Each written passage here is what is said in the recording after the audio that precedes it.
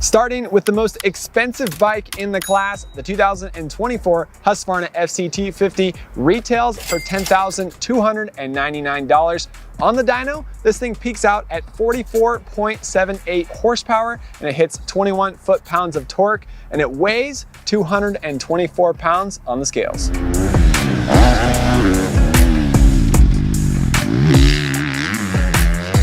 The FC250 is the white, gray, and yellow brother of the KTM and Gas 250 models. And this bike is positioned to be a little more vet-friendly and user-friendly. However, it's not cost-effective. As I mentioned, it's the most expensive bike in the class. What do I mean by user-friendly? Well, this bike has a more mellow power band that still pulls to impressive high RPM numbers, but is a little more muted on the bottom end when compared to KTM. Because of the closed-off airbox, the subframe is different on this bike. These grab handles right here are completely closed off, and it's getting less air into the engine, which makes for a smoother pull coming out of corners, less excitement, but more of a mellow power band. Also, the big one about this bike, 1 inch lower at the seat. That's due to the shorter forks and the longer steel head on the shock. Same framework as the KTM, same chromoly steel frame, same engine, but the slightly lower chassis creates a unique experience for Husqvarna riders that have the map switch and all of the premium offerings that KTM has at just a slightly different option.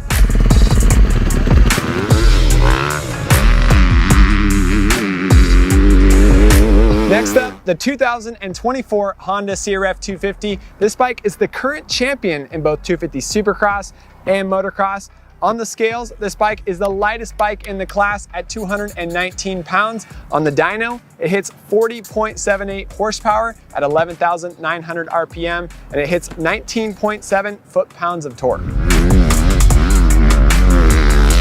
The Honda CRF 250 is one of 3 250 4-strokes that has a low to mid power band. That 40.78 horsepower peak, not very impressive when you compare it to the 44 and 45 numbers of some of the other bikes. But what this bike does well is it comes out of corners with authority. And this is something that it really appreciates for novice and vet riders, also intermediates and guys who like to ride in the low to mid power band. If you rev it out, this thing is not going to make a whole lot of power, but if you keep it in its meat of its horsepower, that's where it does its best work. Another thing we love about this bike, ergonomics. Foot peg to seat, seat to handlebar. This bike is perfect. Honda sets the standard for the rider triangle. Also, the Honda Red is beautiful to look at. The biggest problem with this bike though, the show of forks. Spring forks in the front are extremely stiff. They're like Supercross forks and they'll rattle your teeth out of your skull. No good in its stock form, and that's one of the biggest complaints about this bike.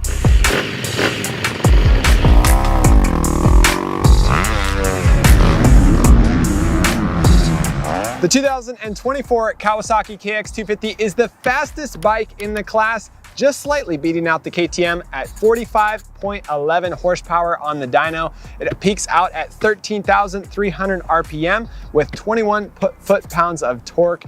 As for weight, this bike is also the heaviest bike in the class, 228 pounds, retail price of $8,799. That's the Kawasaki KX250.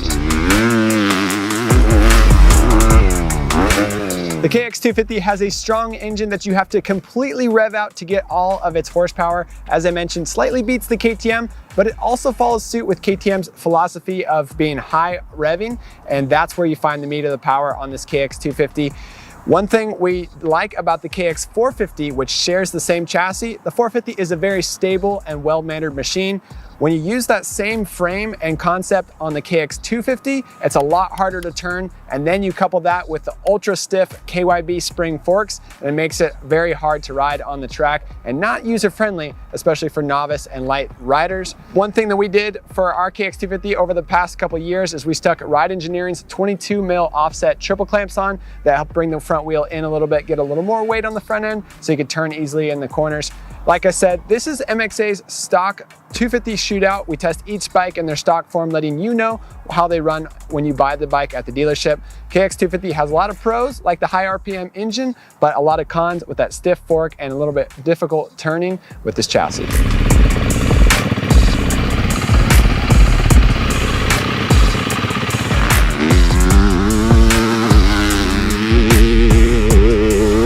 This This is the Yamaha YZ250F, and it is all new for 2024, following in the footsteps of the YZ450F last year. It retails for $8,899. The updated engine hits 42.58 horsepower at 12,700 RPM with 19.6 foot-pounds of torque, and it weighs in at 224 pounds.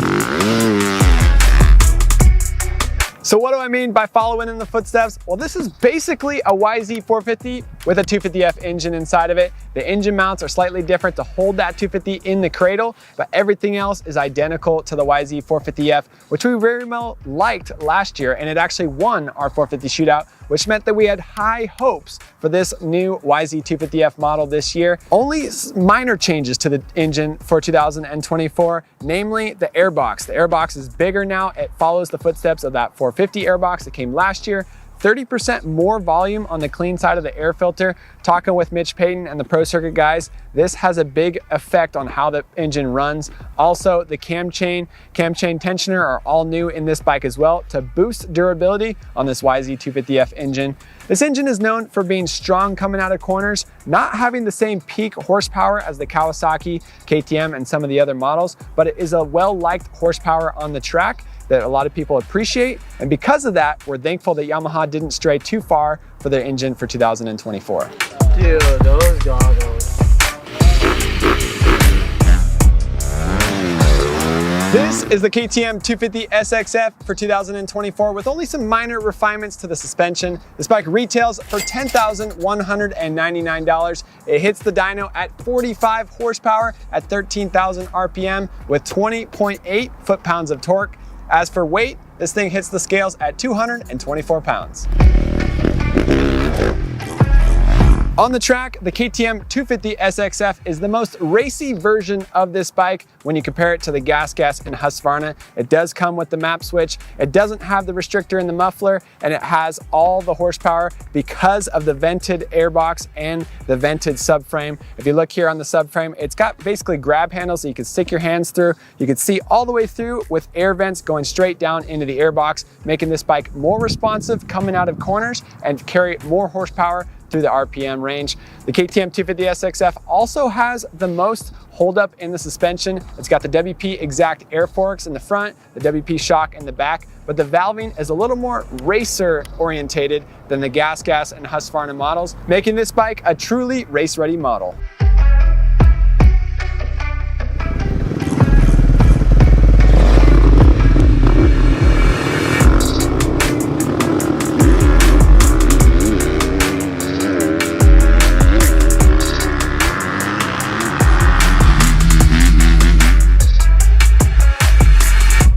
You might be wondering what this is. The Suzuki RMZ 250 is the only bike with the Kickstarter for 2024. This bike retails for $8,099. On the dyno, it hits 39.6 horsepower with 19.6 foot-pounds of torque, and this bike weighs 227 pounds. This is the first time we've ever included a mod bike in our 250 shootout. How come? Because this is exactly how you buy it. Suzuki is offering a special RM Army Edition bike through December 31st, where you can buy a Suzuki RMZ 250, and it comes with a full Pro Circuit T6 exhaust system, header, muffler installed. Also comes with RM Army Edition graphics, which we chose not to put on our test bike.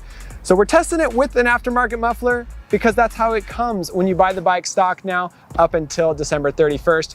Long story short, the RMZ 250, it needs some help, and we're appreciative that Suzuki and Pro Circuit have partnered up to offer something more exciting to this bike that hasn't changed in the last few years. We do know, however, that Ken Roxon has done extremely well on the RMZ 450. We recently tested his bike. We found out that he actually likes the RMZ 250 triple clamps on his 450 four-stroke, and he uses a lot of other stock parts. This bike is outdated, it's got a Kickstarter, but it's good to know that Suzuki's at least trying to make some more incentives by adding on a Pro Circuit exhaust.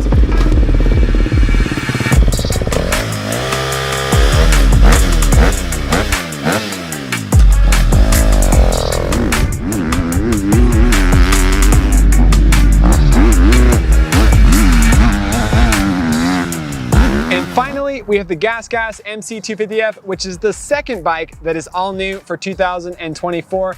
This bike retails for $9,399 with a peak horsepower of 43.25 at 13,800 RPM with 20.4 foot-pounds of torque, and on the scales, the Gas weighs 225 pounds. This bike jumped up to the new platform that KTM and Husqvarna gained last year in 2023. Gas was a year behind. Now they're up to speed with the two brothers. This bike has the skeletons of a KTM with the chromoly steel frame and the high horsepower engine, but there's lots of little differences that Gas used to save a little money on the price, make it a little more affordable, and to tune the character of how this bike rides on the track. So what are the differences? Namely, the subframe. Closed off airbox, allowing less air into the engine, making for a smoother ride on the track. This bike also has a restrictor screen in the muffler, which detunes power, as well as the map switch. You don't get a map switch stock on this bike. You can buy one in the aftermarket, but it doesn't come stock, which means this bike is stuck in map 1. You don't have access to map 2, which is the aggressive map, more horsepower, and you don't have traction control or quick shifting when it comes stock on this bike. Some other major differences: softer suspension in the WP Exact air forks, softer valving, also BrakeTech brake components, and hydraulic clutch actuation. Now, BrakeTech was bought by Brembo, but it is not Brembo quality.